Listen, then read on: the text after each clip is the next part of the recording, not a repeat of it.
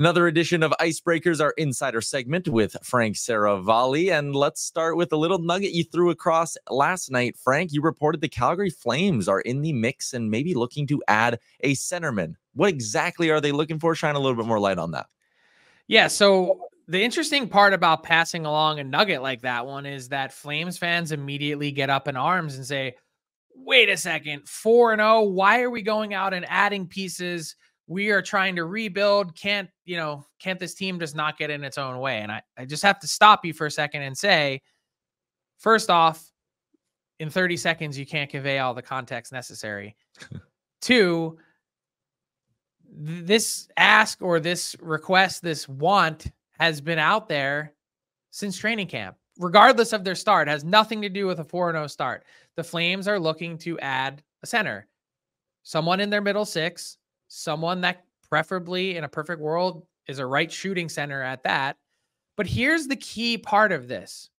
They're looking for someone that fits their age scheme for the team that they are building. It's not let's spend. It could be something as simple as a waiver claim, just FYI, but it could be bigger than that. And it could be someone that fits for a longer period of time till 2027, 2028, whatever it might be. So I guess when you hear all those facts and information about the context about what they want to do and Craig Conroy's trying to do, it kind of feels to me like any sort of angst that the Flames fans have about it or the market has about it is short-sighted, because this team isn't going to bottom out.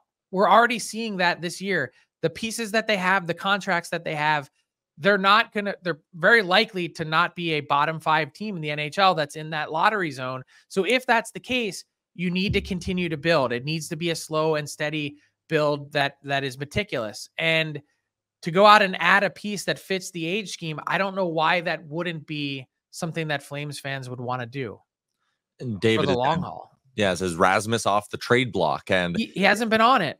Well, so I was going to say, is it safe to assume then, like as an outsider, I was going, okay, who are the Flames going to sell off this year? But this isn't going to be like last year? Look, they could get to a point this season where they have to make some really tough decisions because their phone's ringing off the hook. But I can tell you that their game plan right now is to keep this noise around this team as quiet as possible.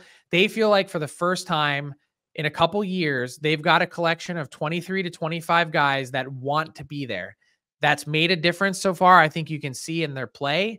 And there's been so much of a revolving door and pieces gone that they would like some continuity. So they don't have to make a decision this year on Rasmus Andersson. They could. He's got a great cap hit and contract.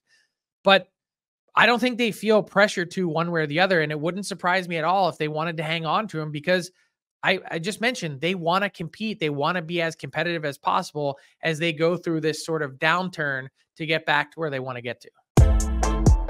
What's up, hockey fans? If you enjoyed that video, then you need to be hitting the subscribe button right here at Daily Faceoff. Exclusive interviews and analysis from our hockey insider Frank Seravalli, fantasy updates from Brock Sagan, and a daily live show at noon Eastern, Monday through Friday. You don't want to miss any of the fantastic content, so hit that subscribe button.